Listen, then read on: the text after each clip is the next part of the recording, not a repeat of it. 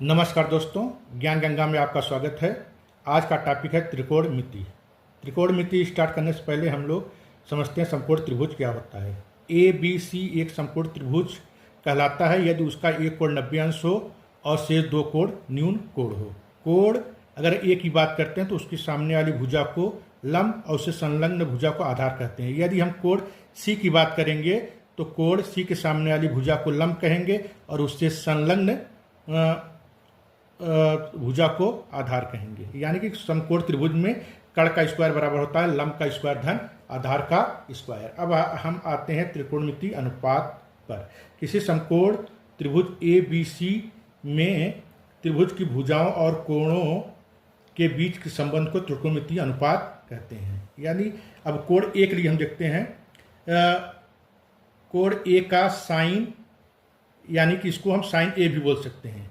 यानी कि कोण के सामने वाली भुजा बट्टे कर्ण, यानी कि लंब बट्टे कर्ण।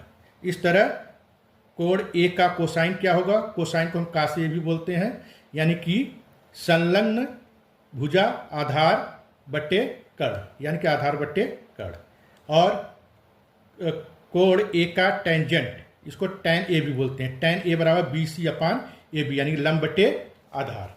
इस तरह हम कह सकते हैं टैन ए बराबर sign A upon cos A. तो अब कोण ए का कोसेकेंट, यानी कि 1 / कोण ए का साइन, कोसेक ए बराबर 1 अपान साइन ए, यानी कर्ण बट्टे लंब। इस तरह सेक ए बराबर क्या हो जाएगा? 1 अपान कॉस ए, यानी कि 1 / आधार बट्टे कर्ण, यानी कर्ण बट्टे आधार। इस तरह कोण ए का कोटेंजेंट क्या होगा? 1 / कोण ए का टेंजेंट, यानी कि उल्टा हो जाएगा। काट ए बराबर 1 अपान टैन ए, यानी कि 1 / sign A upon cos A, cos A upon sign ए, यानी कि ये हो जाएगा 1 / लंब बट्टे आधार, और ये हो जाएगा यहाँ से ये उलट जाएगा कॉस ए अपान साइन ए। ये ऊपर चला जाएगा, ये नीचे रह जाएगा। तो काट ए बराबर आधार बट्टे लंब, यानी कि कॉस ए अपान साइन ए। काट ए बराबर क्या हो गया? कॉस ए अपान साइन ए। इस तरह हम अनुपात निकालते हैं। इस तरह ये अनुपात त्रिकोणमिति अनुपात। धन्यवाद, थैंक यू।